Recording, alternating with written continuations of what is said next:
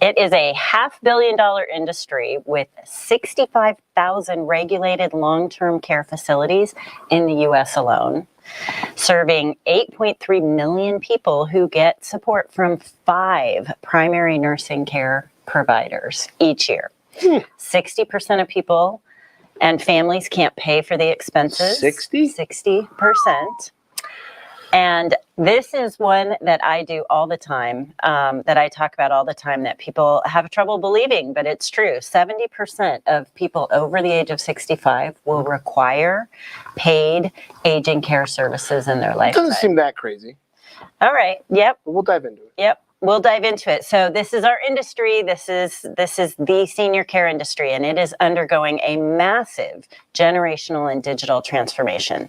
So welcome to the last episode of Mavericks for Senior Living in 2022. Yes. And you curious to hear what happened in 2022, a few highlights, and hear what we think about 2023? Stay tuned after a word from our sponsor. This incredible show made possible by our wonderful sponsors. Assured Senior Living.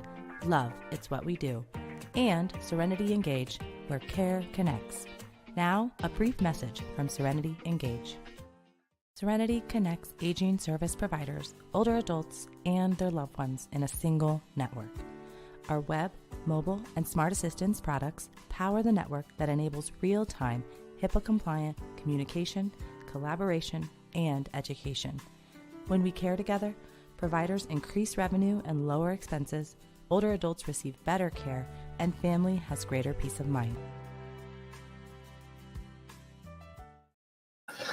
And we are back in, wow, 2022. 2022 went fast. Post-COVID, not COVID, sort of COVID, but everything in between, right? Yeah. So we're just going to kind of dive in. I mean, January started off with a bang. Top senior housing trends from Senior Housing News. Tim Mullaney dropped a very interesting, I'd say, article about the future of where we're going. And Tim says the launch of new projects and innovative models will make 2022 a year of renewal and excitement in senior living.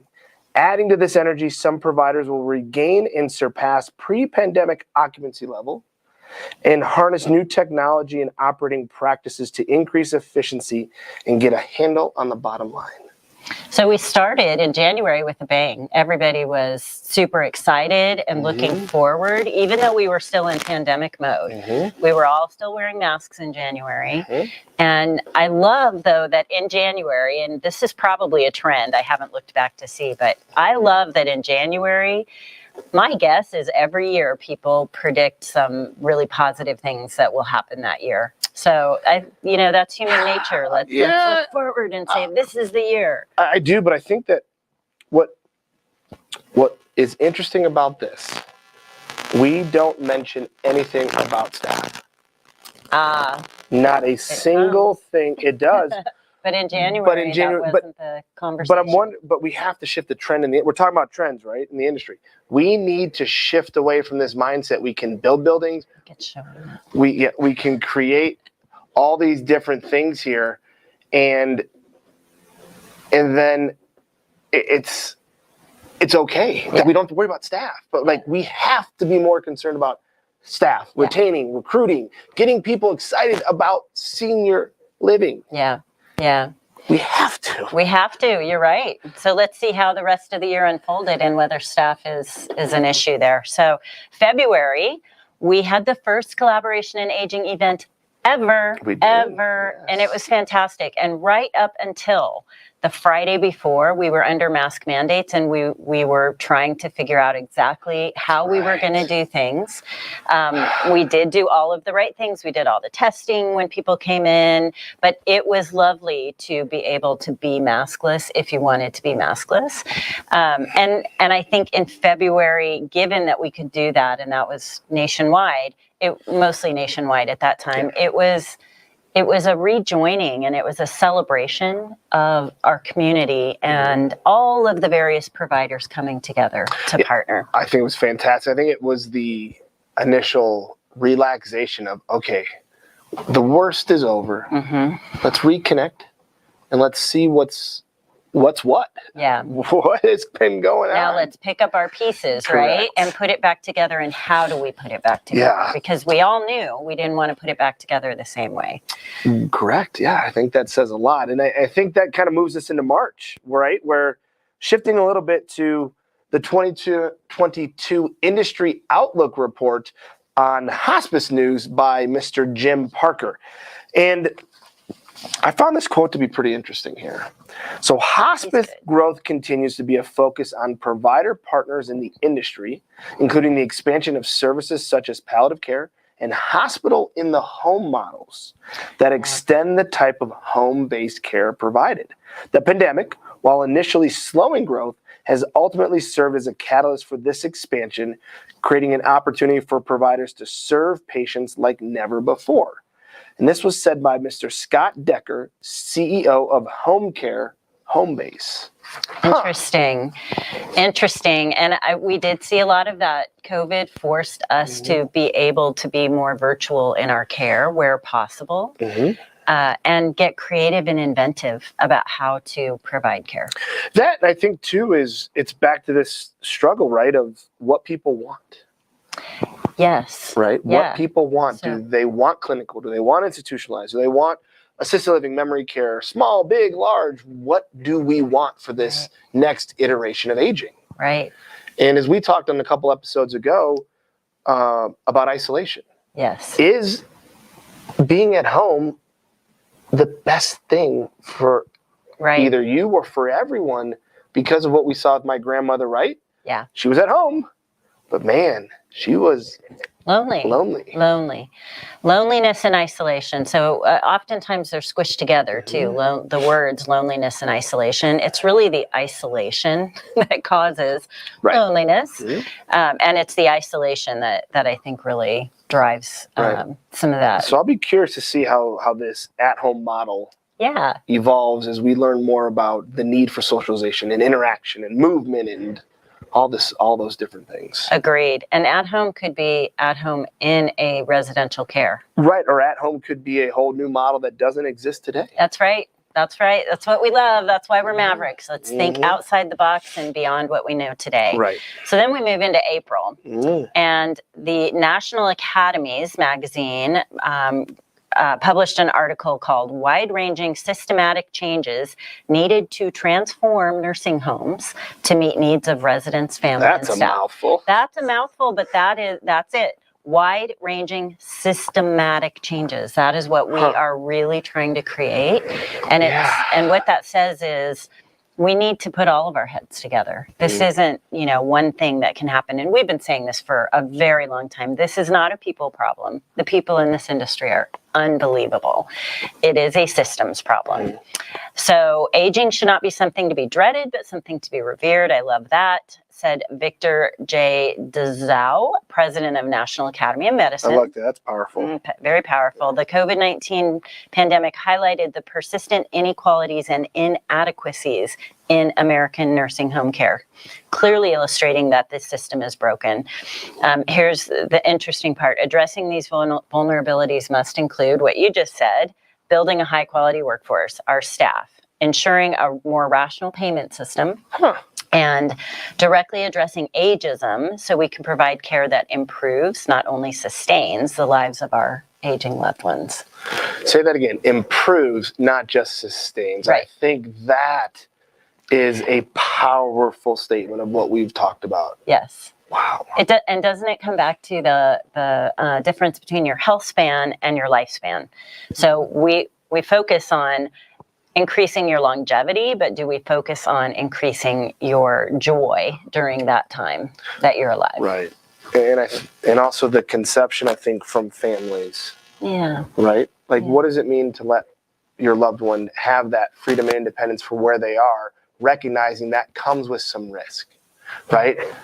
Because if we try to, I think that without acknowledging that it's okay for someone to get hurt doing something they love, right, this will never work in America. Right. Because we're too litigious or we're too bubble wrappy. Yes. We've talked about that, the Yes. bubble wrap, right? Yes. So I really think we as a society have to look and go, man, if my dad's in his garden at so-and-so or at home and he falls and hurts and breaks an arm or a wrist or twists an ankle, I'm not going to be mad because he was doing what he wanted to do. Right. Versus now we'll deal with that. Versus now it's, well, why wasn't it staffed better? Or why was dad outside by himself? Or why don't I have 24/7 care for dad? Yeah. He might not need it. And we all get bumps and bruises. Yeah. So maybe we have to reset what our expectations are. Part of living. Yeah. Part of living. Living being the operative word. Correct. It's a verb. Yes. Yeah. So I think that's something that we need to address is our expectations of what it means for support and for care. I think that's great. And this is in April. So in January, we were saying, okay, it's an exciting year. Right. And it took 4 months for someone to come out and really say, wow, there's some systematic problems I think here. though May's article is going to be a little bit easier Okay. on top of that. All right, let's do it. So this is where we finally get into some, as you said, full circle staffing issues. From the NPR reported. I don't even know what the NPRA is. Yeah. Making acronyms up. Yeah. As the NPR reported here, a shortage of health aides is forcing out those who wish to get care at home. Wow. So that goes back to our March article, right? About hospital at home, hospice in the home, right? Right. And this is from Natalie Krebs. In the U.S., long-term care is going through a process of rebalancing, overall shifting from institutionalized care to more home-based services, says John Baubliss, a professor of economics at Miami University in Ohio. In the last 10 years, there has been this push to try to get people long-term care in a home setting, and particularly their own home, he said. Home health aides play a very important part in allowing people to age at home and stay at home longer. So there was a lot of push. There was a big push last year for people to age at home. Remember, Medicare's making a push. Yep, and it does continue. And I think that's great. Of course, we want people to stay as long as it makes sense for them.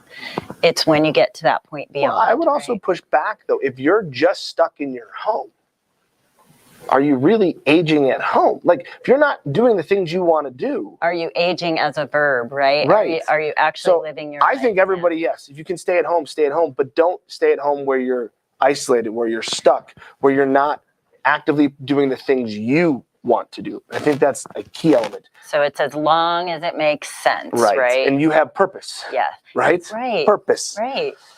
Yeah. Because we thought grandma wanted to age at home, my grandmother, right? Right. But in reality, she is doing 1,000 times better aging at her new house in her senior living community. Yeah. So they're both at home-ish. They are at home. It is. Right. It's just so maybe it's a reshaping home. and reflow. Yeah, I agree. So that brings us to isolation, and that is our June article, U.S. News and World Report.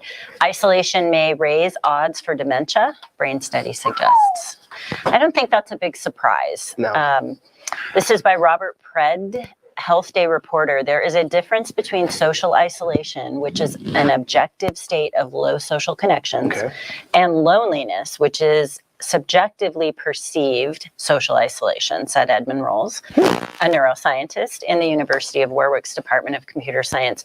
Both have risks to health, but we have been able to show that it is social isolation rather than the feeling of loneliness, which is an independent risk factor for later dementia. So it's the social isolation, and that's the part, and that is something that you get in senior communities, whether it's a residential community or it's a senior day center or it's just a senior community in your neighborhood where they have activities and things going on. So I think for me, if I look back at my parents, I probably would have done more to get them as actively involved in other things as possible, even when they did move into a community, really kind of help. You think they got stuck, or do you think they just got stuck in their rooms, like stuck in their ways, or what? I think my dad in particular just sort of stuck in his room. Didn't want to go out and make friends. So helping, it's hard. And we all remember our first day at any new job. is a little bit hard. Our first day in a new school is a little bit hard. I'm not likening this to that, but it's the first day, so it's all new. And I think if you don't get some of the fear out right away, it can be a struggle. So that brings us to July. July, aging and health technology. My favorite subject. I know. So 2022 was kind of about halfway through the year where we're talking about what has technology, where's its place, what's progressed, right? And so from Lori Orlov, we know that one of the biggest issues in senior care today is a shortage of labor. More than 400,000 employees lost between 2020 and 2022. 400,000. Yes. With long-term, particularly for long-term care communities. 400,000. That is huge. That makes a lot of sense for what we're seeing, right? Yeah. Being the most impacted. So our long-term care, we're the most impacted. Mm-hmm. There's quite a bit of chatter about how do we use technology now to supplement that. But I don't think you can. I think it's an augmentation. Agreed. So, well, and that's supplement, right? So it's not replacing care. But I think It's not some people are replacing trying humans. to use, don't you think that some tech is trying to actually replace people? Do you think so? Maybe the robots, but the robots aren't really doing that. No, I think What the do you robots are more for lift this. I don't know. I think it's a mentality that we think, I think for some developers, they don't understand that it can go hand in hand, right? That if you save me 30 minutes a day, that's awesome. Yeah. Right? Gives you more time to care, exactly. Be more efficient. Yeah. So I think that's what we have to, for some of the development, I think we have some ingenious people that are coming up with great ideas, but I think they need to take a pause and go, how can this work better with the team that's there so they can focus on other stuff, right? Yeah. That's how I look at it. I love the robots though. Lifting, assisting, I think that's great because then we're protecting backs and shoulders and all those nuances that can hurt and people. doing low skill things like delivering a meal. So there are robots that do that, right? That cool. saves time. And it's really, to me, that's really beneficial because that is efficiency creating and allowing people to do what only humans can do, which is care. Provide the care. Agreed.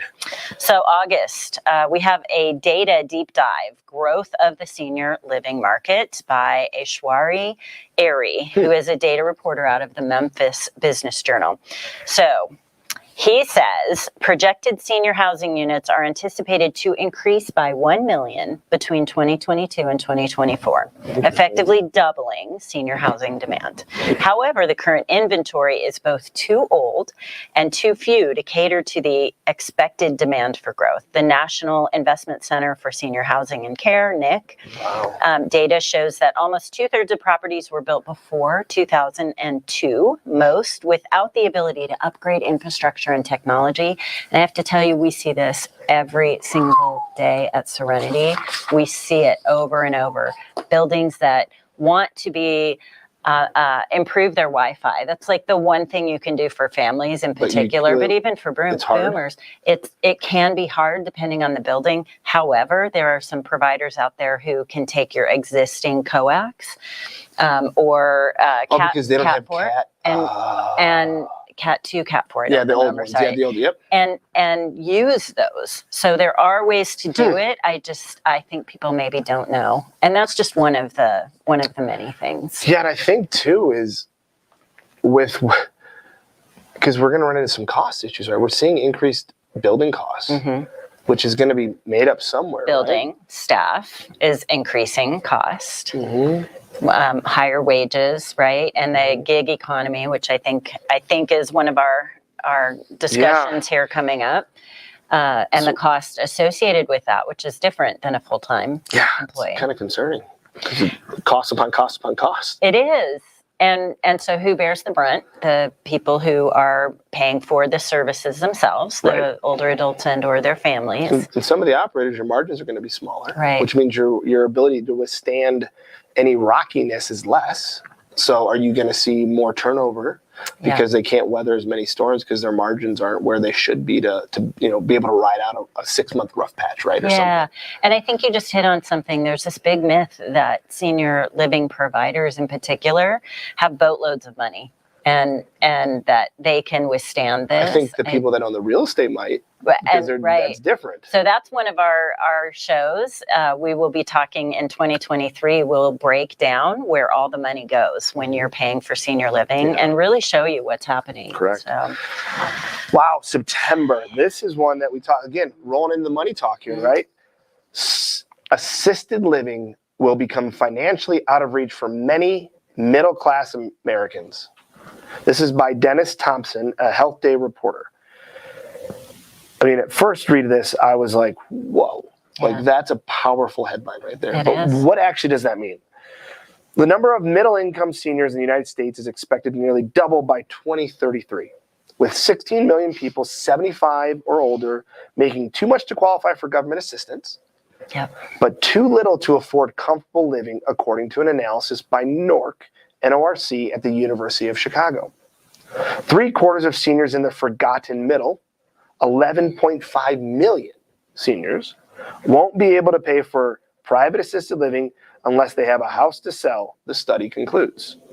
And nearly 40% of those with a house won't be able to afford assisted living anyway, the researchers said. I was going to say, I mean, just because you have a house doesn't mean you have equity in it. Doesn't mean you have enough equity. Right. Wow. I think that, and I mean this, we have to truly start looking at this as a public-private government partnership. We have to think well outside the box as to how we fund this. Medicaid is not sustainable because it cannot, even in Colorado, the current reimbursement is $3,400. That doesn't cover your staff costs. So you lose money. You lose a lot of money. You barely cover your care costs. You don't even cover care costs at $3,400 between food, care, rent, staffing, all that stuff. I mean, so we have to have a total shift of what aging is. And that goes back to the February or March article about systematic changes. Yeah. Systematic changes. And it's not easy and it takes time, but we have some people trying to tackle it now. It's solvable, which is what's great, but it's solvable not using the stuff we've already been using. Yeah. Right? Right. The way what's the Albert Einstein quote that is one of our favorite You can't quotes. use the system that created we can't use the same thinking we used when we created the problems. Yep. So October survey says 72% say that the U.S. health system does a poor job of caring for seniors. That's 72%. Well above the majority. Like this is not even a political thing. This is just well above the majority. Yeah. So people don't feel that we're caring for our seniors very well. Many in the United States don't believe that the nation is prepared to care for the aging population or the associated societal impact. While 76% of respondents indicated that they thought the aging population presented a problem, only 14% said they thought the country was prepared to address it. So I want to just say this. Every article here has pointed out some of the really glaring issues that we're facing. And there's no simple, easy solution to these.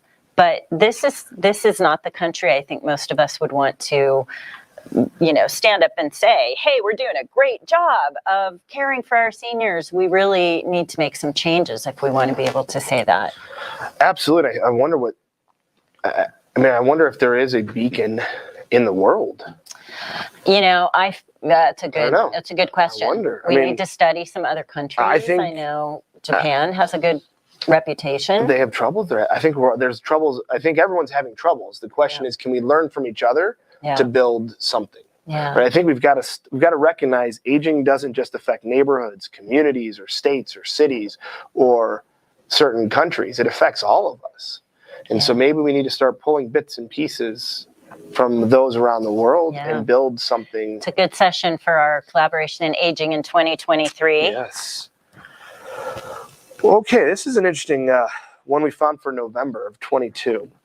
A satisfactory study. So J.D. Power did a satisfactory study in 2022 on senior living, U.S. senior living, I should say. And it's not good. I don't know what else to say. It's just when family members, decision makers of assisted living and memory care residents perceive it is very easy to contact the facility's executive director overall satisfaction scores climb 141%, 141 points. It's pretty good. It's pretty good. Yet, less than half, 47% of family members, decision makers, say this is the case at their loved one's facility.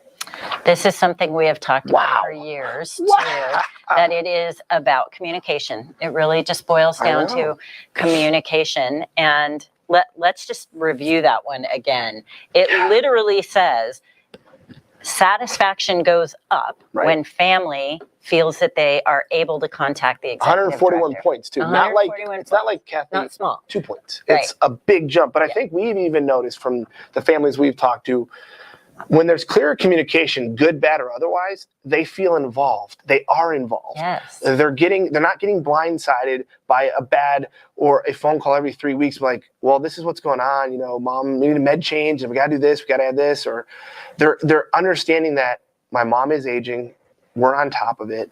And this is the things that we're doing to help solve it. And you're not the bad guy. Family's not sitting there going, oh my gosh, they're calling. I'm afraid. I don't want to answer the call. Right. Yeah. Yeah. To me, that's one of the simplest things we can do. It is, but it's a system though. It is. Right? It's a system, right? It's the system that we've been using for so long. I'm going to say the system and the culture. And the culture. And we're seeing, so I'll add this to that conversation. Pre-COVID, 60% of all CEOs of senior living were scheduled to retire in 5 years. 60%. And that was like 2019, 2020? Right. So we're 3 years into that. Okay, so it's 20, and, because this is 20. And that tells you that most of them were aging out anyway. They were getting ready to retire. Mm-hmm. So COVID accelerated that for many of them. What we're finding are more CEOs who are in the 30s and 40s age group who are coming in and saying, this is a crazy system. What the heck? We can make change and we need to make change. And by the way, where's my technology for just basic efficiencies? Basic. Yes. That's key. It's not the care. Correct. It's the basic efficiencies. And that's where some of the money is leaking, in my opinion. So really, that's really, really fascinating to me. So now we're at December, okay? Senior Housing News says more than half of older adults feel frustration, anxiety when seeking long-term care. That's not a big surprise, right? I mean, it's not good. It's not a good sign, but it's also, you know, when you're thinking about this part of your life. Moving is stressful period for anybody, right? Let's just throw that out there. And some people make it mean that there's something wrong with them, or, you know, so I think that it's interesting. Nick Andrews wrote that making a decision about long-term care is a maze full of emotional twists and turns, dead ends, and setbacks. Nexus Insights founder and fellow Bob Kramer said in a press release, I think he's one of Nick's original founders, right? Yep. The lack of consumer-friendly systems to help families navigate the staggering array of decisions that must be made quickly during a healthcare crisis boosts family stress. So again, to me, it comes back to the basic efficiencies and having information at your fingertips. I think that's fascinating because to me, those last two there that we talked about, November and December's, those are fixable. Those are actually fixable things that are tangible and that we can do. So, that's how we ended the year. We started with masks. We ended with, okay, there's some things we can do technology-wise. Yeah, I think. And a lot in between. But a lot of it is, it's not what it should be. It's not upbeat. It's not. And I purposely did not pull all the horrific articles. Oh, there's a lot out there. Trust me, I know. Yeah, there's a lot we've talked about. But this is kind of middle of the road stuff that was happening, and I think it tells us that there is a continued need to raise the level of conversation, to scrutinize, to be creative and create, and to be communicative and break through these silos. And I think too, we have to understand that, and I think we've got to go back to it's okay to be challenged. Yes. It's okay, and not take it as this massive altercation, confrontation, which we see in our political sector, right? Right. It's okay to question, why are we doing it this way? Or is there something we can do different? Or even when you're talking about setting a care plan up for a resident, is this the only way we can maybe do our fall prevention or our meal integration, right? Like, it's okay to be asked questions. You don't need to get confrontation, but like, let me think about that. Maybe there is something different we can do, Yeah. or the family can do, or we can do with the resident, or with any aspect of it. So you're talking about experimenting, like That, get but outside your comfort zone and try something. But not this aggressive arguing, like, Right. like getting right in someone's face because you didn't do it the way that, I said to do it, that type of stuff. Like, we need more of an understanding that the aging experience is a rough, bumpy road with highs, lows, and everything in between. And that it's not a one size fits all. Right. That's it right there. It's not a one size fits all. And we're all on the same team. And I think that's the thing, that if we can work together rather than combatively, and be okay having your idea challenged, in the context of learning and growing, that we're all going to be better. And that's what we're all about at Mavericks. It's what we're all about at Collaboration and Aging. So what do you think is in store for 2023, Francis? Staffing models changing. Yeah. I mean, staffing models changing, and then I also really think that we are running out of people that want to do this business. Yeah. We need to find a way to invigorate and excite and invite people to give this a try, whether it's from your frontline staff to maintenance to janitorial to everything to mid-metal to upper-level leadership. I think you're seeing a contraction of people who want to either lead, to be managers, to even do care, to do anything in between, exiting this industry. And healthcare in general, honestly. So you're talking about educating, inspiring a new group of people. And by the way, this is really fascinating to me. It's like most things in humanity. We don't want to do anything about it until it truly is a crisis, because this crisis has been talked about, the staffing crisis, for years, long before COVID. So let's start working towards that, right? And I think that companies are going to have to redefine their staffing a little bit. I think the full time, I know I think it's just tough. No, I think it's important. I think we're going to talk more with CARE, right? CARE, and they do some really good studies and surveys. It's flexible schedule, right? Is how can I create flexibility like I work from home? Because right now what you're competing with is not just other industries, it's other lifestyles of work. Yes. Being able to cut off for a couple hours and maybe go to a spouse thing, a partner thing, like, hey, a child thing. Yeah. Better arrangement for childcare. Because you need the brain break. Right. Yeah. Being able to figure out how can you ebb these schedules, because traditional healthcare has been 12-hour shifts, 8-hour shift, right? Like you're 7 to 7, you're 8 to 6 or whatever, or no, 8 to whatever, 8 to 6 to 2, whatever it is. But how do we create a lifestyle for healthcare that models what we've seen with the work from home mentality, right? Where I can turn my laptop on at 6 and work till 9, go get outside and exercise till 11, come back and finish my day until 4, maybe take a break to go pick the kids up at school, do an hour at 9 o'clock, and I've got my work done. Yeah, I think it really is. It's a different way of living and working, and it's not just in senior care, it is everywhere, which is why I say we need to rethink our models to better match the people that we're trying to attract into the industry. And I'd be really curious if we probably need to be asking people who aren't in the industry. I agree. What would get them to be in the industry? I agree. Yes. Yeah. And that's the getting outside, right? And collaborating. So I also think we need to just really move from that siloed to seamless. And that's something actually that Bob Kramer wrote about in a 6 Series blog. But we started this movement 3 years ago, you and I, and really talked about how do we bridge these silos of providers. And I think 2023 is the year. And some of that will include technology. Some of it will include culture changes.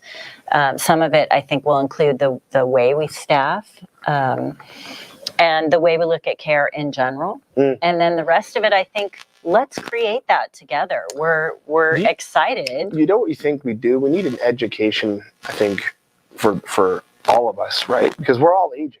So why do we all of a sudden wake up when we're 75 and we're dealing with our parents that are 25, 30 years, 40 years our senior? We start freaking out about, oh my God, how do I figure this out? Yeah. Versus planning this ahead of time. It's a good question. So do we need education around that? It's okay to have these discussions younger. It's not mean that it's not means that tomorrow's the day, right? Right. And on our last episode where we interviewed Francis's amazing mother, she talked about that too, that if you do nothing else for your family other than say whether you are okay or not okay being moved into a residential care if you need it, that goes a long way. That can alleviate so many things. All right. So we want to know what you think, audience. So tell us in your comments below. We're going to have links to every single article that we have here that we've talked about today, but we'd like to hear what you think about 2023. Give us 1, 2, 3 things that are top of mind for you, that you would like to see happen, that you are concerned about, that you need people to talk about, you want to see some education on. Or action. Or taking action. Yep. So that's our, what'd you call it? The rundown. The rundown. So that's our rundown for 2022. We're very excited for 2023. And part of 2023 is Collaboration in Aging, September 20. Keynote set up already. Yep, keynote Stephanie Staples. And you'll start seeing some videos about Stephanie and with Stephanie soon. So be on the lookout for those. And Collaboration in Aging is happening September 27th and 28th, 2023 in Denver at the Denver Convention Center. And we are going to be doing our big release come January here. So we will have options for people to start buying tickets and get some early bird pricing, which will be kind of cool. Yeah. But what's really exciting about this is we're going to take this to the next level. All the things here that we've seen in articles, in practice, and in application, we're going to implement kind of in this village concept. You're going to get this feel, right? You're going to feel it. Yep. That's what we want. You're going to feel it. You are going to experience it. And so we are super honored that you taken the year 2022 with us. We're excited for 23. We want to wish everybody happy holidays, Merry Christmas, Happy New Year. Happy Hanukkah, all of those wonderful things that are happening in December. In December, how you celebrate. And please know that everything is possible once we get outside of the box. I love that. Thanks for watching.